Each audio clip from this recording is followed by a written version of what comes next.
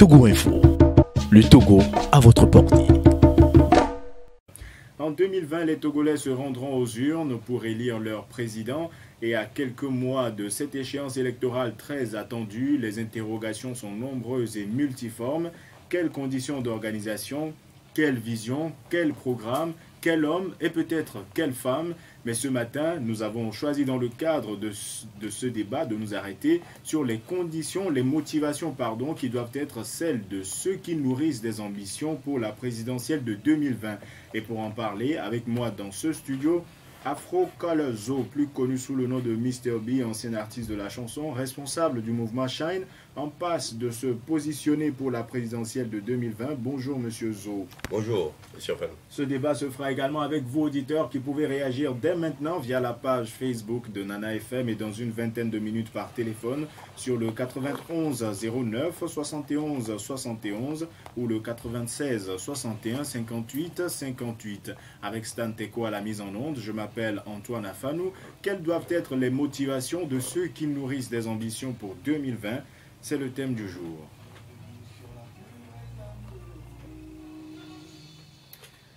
Alors, pour que les choses soient claires, Afro Colozo, vous avez clairement des intentions pour 2020.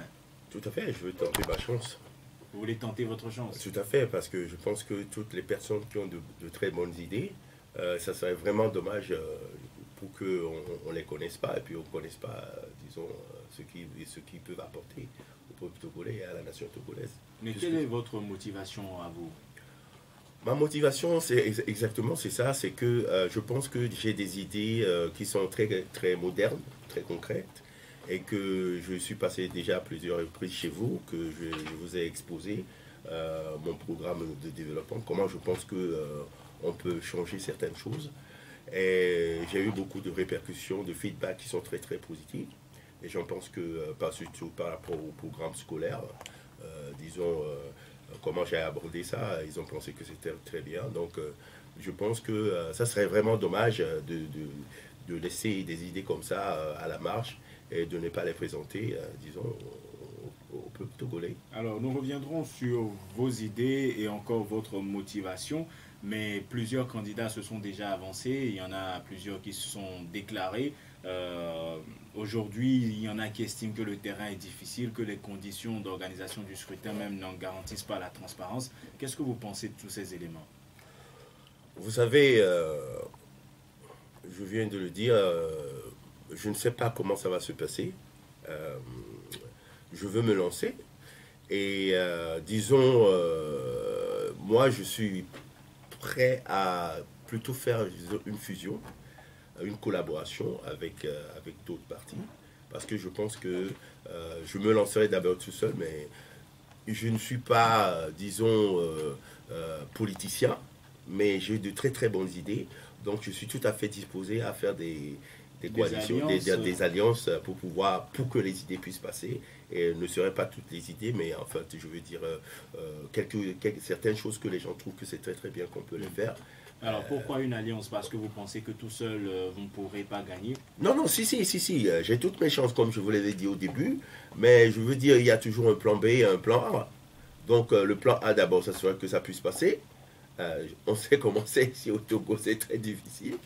Donc le plan B, ça serait, disons, de pouvoir s'allier et puis faire passer ne serait-ce qu'une partie de mon programme. Ça serait déjà une bataille de gagner. Mais est-ce que vous pensez aujourd'hui que ces conditions d'organisation pourront vous permettre d'accéder au pouvoir, ou est-ce que vous pensez, comme l'ANC et d'autres partis par exemple, qu'il faudrait dès maintenant revendiquer de meilleures conditions? Mais tout à fait, ça c'est tout à fait clair, parce qu'on a vu ce qui s'est passé en 2005 et tout ça, hein. Donc moi je pense que il faut revoir l'organisation, que les élections soient beaucoup plus transparentes, et peut-être aussi que pour faire assister, disons, des observateurs internationaux. Mais il y en a qui pensent que dans ce cas, ce n'est plus vraiment nécessaire d'y aller, si vous êtes pratiquement tous d'accord que les conditions ne garantissent pas que le vainqueur soit vraiment proclamé. Est-ce que vous pensez que c'est la peine d'y aller? Non, ça vaut la peine, ça vaut la peine. Non, je ne fais pas une affirmation. Je dis que les conditions doivent être améliorer afin que transparence, hein, bien organisée pour que les choses puissent se passer, disons, naturellement et sans qu'il y ait de contestation, quoi. Alors, au-delà des idées que vous avez, la motivation, vous dites que c'est pour contribuer au développement du pays? Tout à fait, tout à fait. J'ai passé quand même 30 ans en Europe, donc à Zurich, où j'ai fait En Allemagne, pour ceux qui ne savent pas. Non, en Suisse. Autant pour moi. Autant pour moi. Ouais, ouais. Donc voilà, j'ai beaucoup d'expérience et j'ai vécu beaucoup de choses et disons, je pense que je pourrais contribuer vraiment avec mes idées novatrices au développement de mon pays, quoi. Alors, c'est très fréquent aussi des Togolais de la diaspora qui reviennent et qui veulent participer à la construction du pays. Vous êtes nombreux à vouloir vous lancer. On peut parler de Christian Spika, au Benton, qui viennent de l'étranger. Est-ce que le fait d'avoir fait l'étranger qualifie pratiquement automatiquement pour assumer des fonctions dans son pays? Non, pas forcément. Je pense que... mais quand on a, disons, quand on a voyagé, quand on a vécu à l'extérieur, on connaît beaucoup plus de choses. On a une autre vision disons, que la vision locale. Mais le problème qui se pose, c'est que il y a toujours confrontation avec, disons, la vision locale et la vision, disons, des étrangers, des Togolais de la diaspora, parce que bon, on pense que bon, si on vient ici, c'est pour donner des leçons, ou bien, et ça se passe vraiment, vraiment très, très mal. Et vous n'êtes pas dans cette posture? Si, je suis dans cette posture, tout à fait. De donneur de leçons, en fait. Non, parce que mes idées, par exemple, sont tellement innovatrices que, disons, certains pensent que je suis un donneur de leçons. Bon, j'ai déjà fait beaucoup de créations, beaucoup d'inventions. Je vous avais dit l'autre fois, dans différents domaines, surtout dans le domaine de la construction. J'ai inventé un tout nouveau moule qui permet de faire des briques différemment, des choses comme ça. Et bon, disons, il y a quand même une certaine jalousie par rapport à ces genres de choses. Parce que les gens se disent, nous on a notre moule, et toi tu viens d'Europe, maintenant tu amènes quelque chose de nouveau et tout ça. C'est parce que notre truc n'est pas bien ou quoi. Mais je pense que ce raisonnement est un peu dommage, parce que je pense qu'il faut voir, disons, la fonctionnalité des choses pour pouvoir prendre position, pour te dire, ok, est-ce que la personne vraiment c'est un donneur de leçons ou pas, ou bien il veut juste contribuer à l'amélioration de certaines choses. Alors pour vous, qu'est-ce qui doit fondamentalement changer? Qu'est-ce que vous aurez apporté de nouveau si éventuellement ce parcours vous menait loin en politique? Je pense que je peux faire énormément de choses. J'ai confiance en moi. C'est pas n'importe qui se lève un jour pour dire ouais, je veux être président de la République, hein. Je veux dire que c'est une fonction, c'est la plus haute fonction, hein. Donc je pense que quand on n'a pas confiance en soi, quand on n'a pas le charisme, ou bien quand on n'a pas, disons, la compétence, les capacités nécessaires pour pouvoir être leader, je pense que c'est tout à fait déplorable de pouvoir se présenter à un poste comme ça. Moi, j'ai confiance en moi, j'ai confiance en mes idées. Je serai très, très innovatrice dans différents domaines, dans beaucoup de domaines. Je pense que beaucoup de choses sont à vraiment changer, hein, ou bien à améliorer, disons. Donc voilà, j'ai élaboré tout un programme qui me permettra, si on me le permet bien sûr. On y reviendra notamment dans le cadre de la campagne électorale si jamais vous postulez réellement. Mais dès maintenant, quelles en sont les grandes lignes? Quels sont les principaux axes de votre vision? Ma vision est axée principalement sur le développement, disons, économique, hein, et aussi sur la jeunesse. Disons, je pense que c'est la jeunesse qui représente le futur de notre pays. Donc, pour cela, il va falloir faire des changements, pas seulement de forme, mais surtout de fond. Pour le développement économique, je sais exactement, précisément comment il faut faire pour y arriver. Donc, il y a aussi la santé. Il y a aussi le domaine de la santé qui est très important. Je pense que nous devons tenir compte de beaucoup de choses que nous avons ici. Les plantes médicinales, des trucs comme ça qu'on n'utilise pas. Je pense qu'il y a énormément, on pourrait intégrer vraiment nos valeurs et nos traditions et, disons, notre savoir-faire dans notre développement pour pouvoir mieux le maîtriser. Et vous prenez une gouvernance alternative également? Oui, moi, ce que je pense qu'il faudrait faire, c'est aussi changer le statut de l'État. En fait, je pense qu'il faut peut-être gouverner, avoir une gouvernance régionale. C'est-à-dire que les communes, par exemple, les entités décentralisées, comme on les a actuellement, soient réformées. Voilà, je pense que nous avons 5 grandes communes ici, les régions, 5 grandes régions ici au Togo. Hein. Bon, je pense que ça serait bien de pouvoir axer le développement sur les régions, disons les 5 régions que nous avons. Bon, je vous ai dit que je ne suis pas politicien, mais c'est moi ma vision. Je pense qu'il faudrait faire quelque chose comme ça pour pouvoir, peut-être pas dans l'immédiat, peut-être qu'il faudrait encore une transition pour mettre en place cette structure-là, ce qui va permettre de pouvoir évoluer dans cette direction. Donc, mais je pense que le futur, ce serait peut-être plutôt, disons, une gouvernance, disons, en fait, régionale, mais pas dans l'immédiat, quoi. Et un peu comme cela se passe en Suisse. Oui, je pense que beaucoup de pays qui sont vraiment très, très avancés sur le plan, disons, du développement, que ce soit les pays scandinaves, disons la Norvège, le Danemark ou bien la Suède, ce sont des pays qui sont très développés économiquement, très, très, très avancés. Où les salaires sont très bons. Les salaires sont très bons, les conditions de vie sociale sont très bonnes. Donc, je pense que, et éventuellement la Suisse aussi, hein, il faut le dire, c'est une confédération, un peu aussi l'Allemagne. Hein. Donc, ce sont des pays comme ça qui ont un meilleur niveau de vie. Donc, moi, je pense que s'il y a un peu, disons, qu'on ne concentre pas le pouvoir dans la main d'une seule personne ou bien d'une seule région, qu'on essaie à décentraliser les choses, à essayer de prôner un développement, disons, simultané, je pense que ça serait beaucoup plus intéressant à long terme. Alors, les jeunes sont intéressés par les questions liées à l'emploi. À votre avis, quelle politique devrait être menée dans ce sens? Je pense que ça, c'est très important. On a déjà abordé ce sujet dans mon programme scolaire. Je pense qu'il faudrait vraiment axer, disons, le programme scolaire qui va déboutir après sur disons, l'engagement, les emplois.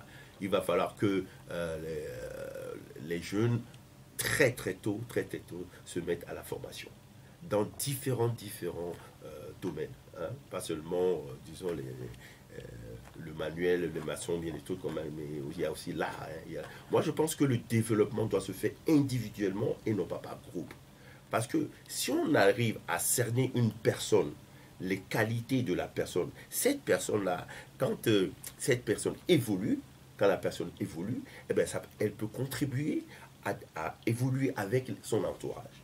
Donc c'est très important. Si on prend le cas par exemple de M. Adebayor ou bien M. Agassa par exemple, ce sont des gens qui ont des compétences, des qualités qu'on a su développer. Hein? Et je pense qu'ici au Togo, nous avons beaucoup plus, pas seulement une seule personne comme Adebayor ou bien Agassa, que nous en avons beaucoup d'Adebayor et que ça constitue un potentiel de développement énorme. Et je pense qu'il faut axer le développement aussi sur l'individu. Hein? Donc, les arts, disons, les arts doivent être inclus dans notre développement. Le tourisme et tout ça, nos traditions, nos valeurs. Donc, moi, je pense qu'on ne doit pas calquer notre développement sur l'Europe. Hein? Et qu'il va falloir essayer quelque chose de nouveau. Donc, c'est dans cette dynamique que je suis. Alors, Passy Lokou, sur la page Facebook de Nana FM, estime que l'ambition de la plupart de nos politiciens tous azimuts repose sur leur parti et jamais sur le peuple. Il faut s'en départir et éviter le culte de la personnalité. Vous n'avez pas encore de base politique, vous l'avez admis. Est-ce que le peuple a une place importante dans cette aventure qui est la vôtre? Ah, tout à fait. Moi, c'est vraiment ça. Je pense que ce qui m'intéresse surtout, c'est d'avoir parlé du culte de la personnalité. Je pense que il faut le souligner, c'est très important, hein, que les gens, quand ils ont un peu de pouvoir, bon voilà, ils oublient que en fait ils étaient arrivés très normal. Donc ils ont des super puissances, après des super pouvoirs, ils deviennent très super puissants. Donc je pense qu'il va falloir inclure le peuple s'occuper beaucoup plus du peuple, prendre en compte vraiment, disons, les aspirations du peuple, voir ce que le peuple veut et comment procéder pour pouvoir y arriver sans avoir à surtout avoir cette vision sur l'Europe. Parce que l'Europe, la France par exemple, c'est pas le Togo. Nous sommes africains quand même. Hein, donc je pense que c'est très important de le souligner, quoi. Et curieusement, c'est ce que disent la plupart des candidats avant les échéances électorales et après, le peuple n'a plus de leurs nouvelles en général. Oui, bien sûr, parce qu'il y a beaucoup de difficultés après. Hein. Après, il y a beaucoup de difficultés. Donc, mais je pense que quand on a une feuille de route, quand on a un calendrier, quand on a un programme, il est possible qu'on ne puisse pas tout réaliser, hein, mais que quand même certaines choses qui sont, disons, dans ce programme puissent s'accomplir. Alors, vous avez pour habitude de ne pas critiquer qui que ce soit des acteurs politiques ou autres acteurs impliqués dans la vie socio-politique du pays.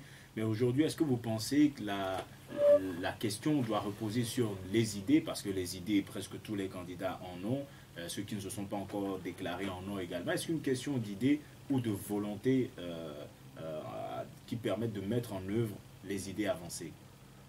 Je pense que c'est vraiment une question d'idées et aussi de volonté. Parce que le plus important, c'est quoi? C'est l'idée, ce sont les idées. Hein? Puisque ça part de là. Voilà. Toute réalisation, toute concrétisation, toute création part d'une idée.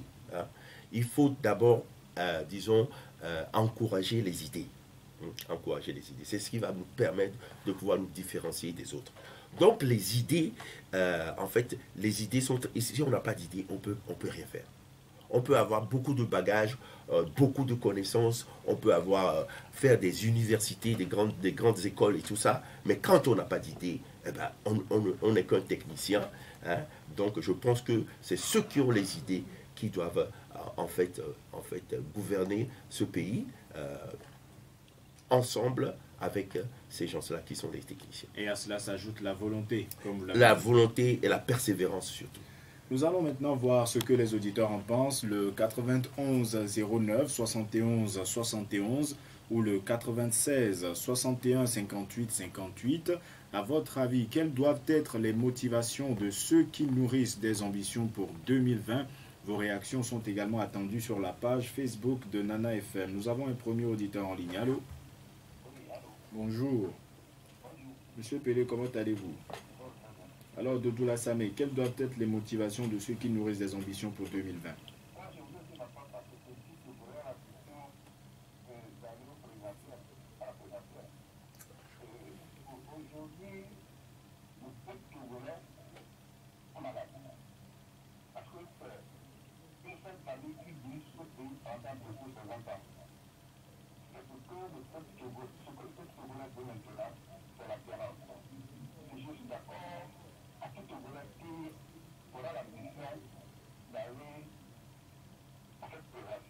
Donc pour vous, la motivation des candidats, quel qu'il soit, doit être l'alternance en 2020?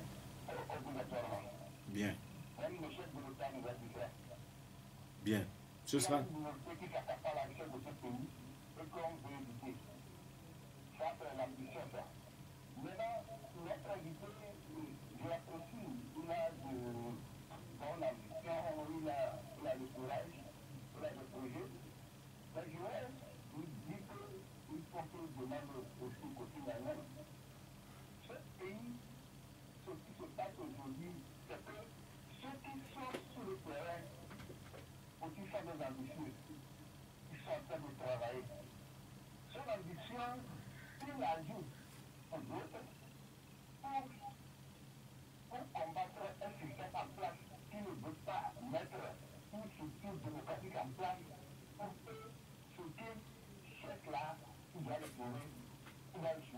Ben, vous l'avez entendu, il s'est dit ouvert à toute possibilité d'alliance tant que ça arrange enfin les citoyens.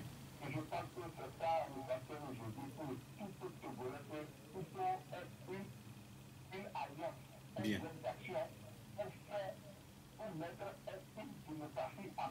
Bien. Merci. Merci Monsieur Pelé d'avoir participé au débat. Passez une bonne journée. Audrey Couteau-Messan sur la page Facebook de Nana FM écrit: l'intérêt du peuple doit être leur devise, au dépens ou au détriment de l'intérêt personnel. Ils doivent savoir gérer les besoins de la population. Auditeur en ligne, allô? Bonjour. Vous vous appelez comment? Je vais bien, merci. Et vous? Vous vous appelez comment? Niadi, vous nous appelez d'où? Allez-y, nous vous écoutons.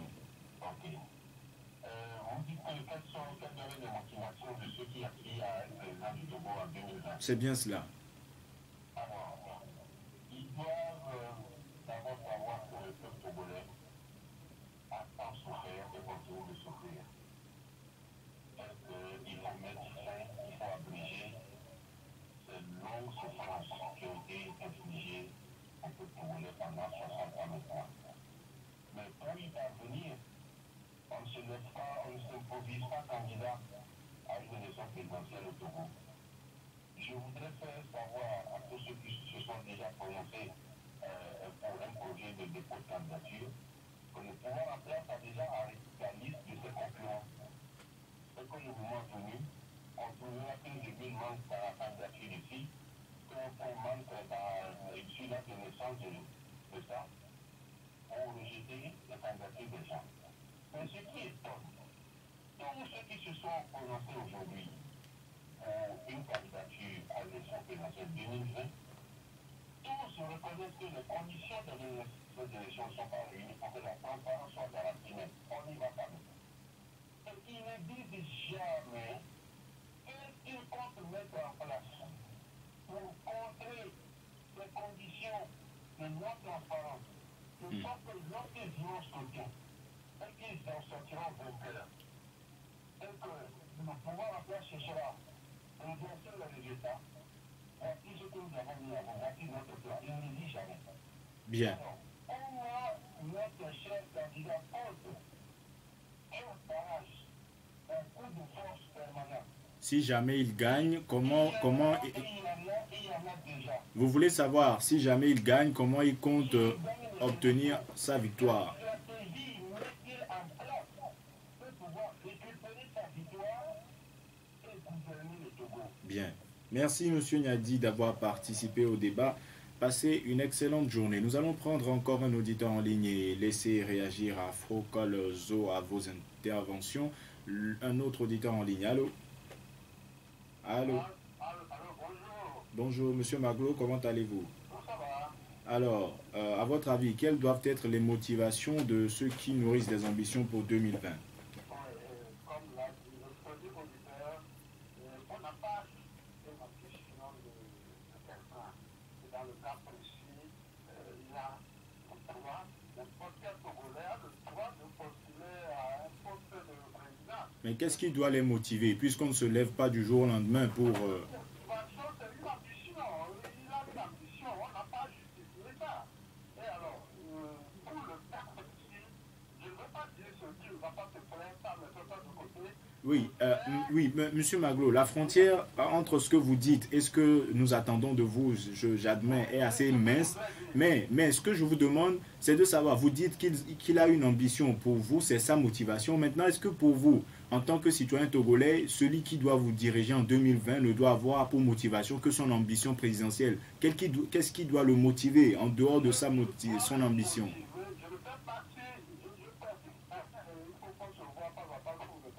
Je vous ai invité, vous n'avez pas voulu venir. Allez-y. C'est une ambition intérieure. C'est ce que je dis. C'est une ambition intérieure. C'est difficile de justifier ce matin. Il est en lui. Ceci étant dit, moi je préfère que les Africains en général ont ce complexe de supériorité. Et je l'ai remarqué lors de la conférence nationale qui s'est déroulée dans les années 90. Vous avez vu que c'est la diaspora qui prenait l'apparence, qui crée beaucoup. On les appelait de propre l'ennemi de France. Pour récemment au Cameroun, hier j'ai suivi leur débat, c'est pas pour la diaspora. Aujourd'hui, dans cette histoire de présidentielle, c'est la diaspora toujours, c'est eux qui sont présents comme candidats. Ça veut dire que pour vous, les candidatures... Ce qui les motive, ils croient qu'une fois qu'ils sont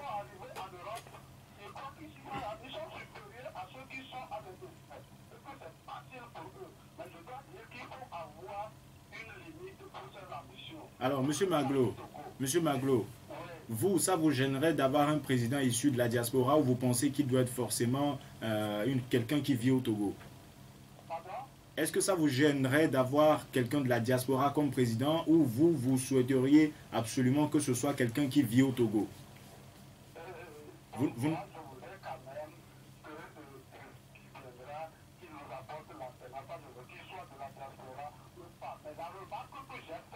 C'est cela que vous partagez avec nous. Bien, bien. Merci, merci Monsieur Maglo d'avoir été avec nous. Passez une bonne journée. Alors on va commencer avec Monsieur Maglo. Je vous avais posé la question, vous y avez répondu. Apparemment, il n'est pas satisfait. Que pensez-vous de son intervention? Il dit que ceux de la diaspora, quand ils reviennent, ils ont l'impression d'être des supérieurs par rapport à ceux qui sont restés ici. Supérieurs, je dirais pas, mais qu'ils ont quand même d'autres opinions. Ils ont eu des opinions différentes, ils ont des visions différentes. C'est tout à fait normal parce qu'ils ont acquis certaines expériences qui sont différentes des autres. Et je vous avais dit ça depuis le début, qu'il y a toujours cet antagonisme entre les gens de la diaspora et puis les gens qui sont ici chez nous. Donc, je pense qu'il a un peu raison quand même, hein, parce qu'on se méfie toujours de la diaspora un peu, hein, c'est les Yovo, tout ça. Donc, on se méfie. Mais je pense que avec le temps, quand on arrive à discuter, à bien convaincre les gens, ça se passe relativement bien. Alors, M. Miadi estime que le peuple a tant souffert, et que la motivation de ceux qui veulent gouverner ce pays doit être de sortir le peuple de la souffrance. Il pense que plusieurs dossiers seront rejetés lorsqu'ils seront déposés dans la perspective de l'élection. Est-ce que vous avez cette crainte que votre dossier soit rejeté ou pas? Non, écoutez, moi, je vous ai dit quelque chose. Hein. Je vous ai dit que je me lance. C'est comme M. Maglo a dit, hein, c'est une ambition intérieure. Hein. Je suis toujours venu dans mon pays, j'ai toujours investi. Hein. J'ai toujours investi dans mon pays. J'ai toujours cherché à faire quelque chose. Hein. Je crois qu'en 2003-2005, je suis venu toujours avec un studio d'enregistrement où j'ai produit des jeunes, où j'ai contribué quand même au développement du hip-hop et du R&B togolais. Hein. Donc, je pense que j'ai cette ambition intérieure qui me pousse toujours à venir chez moi faire quelque chose. Et au jour d'aujourd'hui, je suis encore là avec un programme de développement et je veux faire ça voir. Donc, pour moi, je vous ai dit, c'est pas tellement important que ce soit moi ou pas, mais que je puisse faire quelque chose, que je contribue à quelque chose. La possibilité de participer. Voilà, de participer à ce que je fais. Et puis, c'est ça mon ambition. Alors, M. Niadi, toujours, il aimerait savoir comment est-ce que vous comptez vous y prendre si éventuellement votre candidature passe et que les Togolais votent pour vous et que vous n'êtes pas proclamé vainqueur. Est-ce que vous avez les moyens de faire en sorte que votre victoire soit reconnue, de faire prévaloir la vérité des urnes? Écoutez, pour l'instant, je pense que j'aurai des soutiens le moment venu et que j'aurai peut-être sûrement en ce moment-là les capacités, disons, de me défendre si je le pourrais, faire entendre ma voix. Mais au jour d'aujourd'hui, là où je suis encore tout petit. Donc, en politique, vous admettez que vous êtes un... Je ne suis pas politicien, je l'ai dit. Et donc, vous apprenez. Je suis un novice. Donc, je vais dire les choses comme ils sont. Je suis novice dans la politique, mais je crois à ma capacité et à mon programme de développement. Je pense qu'il y a de très, très bonnes idées là-bas qui puissent convaincre le peuple togolais. C'est pour ça que j'y vais. J'y vais pas en tant que politicien. J'y vais pas pour être le président, mais c'est à cause des idées que je viens. Monsieur Pelé pense que vous devriez vous ouvrir à des alliances. Vous l'aviez dit. Vous n'écartez pas cette possibilité. Un autre auditeur en ligne. Allô? Bonjour, vous vous appelez comment? Bankole Damouti, quelles doivent être les motivations de ceux qui veulent gouverner le Togo à partir de 2020? Oui, je crois que voilà ce qui se passe dans nos campagnes, dans nos villages, comment nos paysans souffrent au jour le jour. Je crois que tout candidat, s'il ne basera pas sa campagne et son programme de campagne sur les paysans, sur les paysans, c'est l'agriculture, n'est-ce pas? En général, l'agriculture. Mhm. Ne nous trompons pas, nous sommes au Togo, hein, et ne s'improvise pas qui veut, hein, au présidentiel à venir. C'est en cela que je dis à la louve les choses. Moi, je crois à mobiliser les gens dans les campagnes, et je peux susciter ma grand-mère pour être aussi candidat. Je vous remercie. Merci à vous également, Monsieur Bankole. Passez une excellente journée. Le 91 09 71 71 ou le 96 61 58 58 sur la page Facebook de Nana FM. Bertin Abonzouvi écrit qu'il faudrait que leur motivation ait pour fondement l'autosuffisance alimentaire, garantir aux Togolais les besoins essentiels, l'éducation, la santé, le logement. Auditeur en ligne, allô? Bonjour. Vous vous appelez comment? Vous voulez bien baisser le volume de votre radio, s'il vous plaît. Vous vous appelez comment? Pierre. Allez-y, nous vous écoutons. Pierre, vous nous appelez d'où? Allez-y. Vous êtes en direct.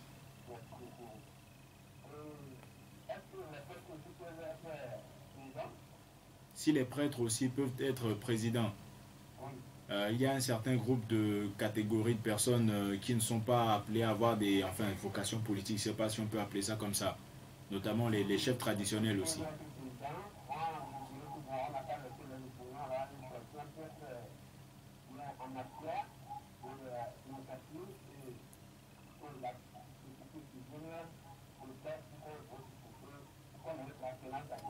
C'est-à-dire, vous pensez qu'il faudrait que ce soit n'importe qui sauf des politiciens, c'est ça?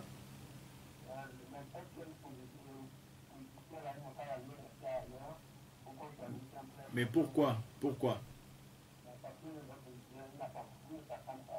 Ils ne s'entendent pas. Là, vous voulez parler d'opposition, c'est ça? Bien. Alors, Pierre, au-delà de la personnalité, si c'est quelqu'un de la société civile, qu'est-ce qui doit le motiver, à votre avis? Pardon?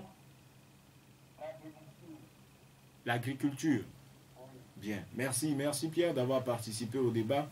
Passez une bonne journée. Agbobo Roger sur la page Facebook de Nana FM écrit que ceux qui veulent gouverner le pays en 2020 doivent avoir le peuple comme époux. Nous allons prendre un dernier auditeur en ligne. Allô? Bonjour, monsieur Koko, comment allez-vous? Alors, autant Pelé et Maglo s'arrangent pour être toujours les premiers à appeler. Je ne sais pas comment vous vous y prenez pour être en général le dernier. Allez-y, nous vous écoutons. Bonjour. Mhm.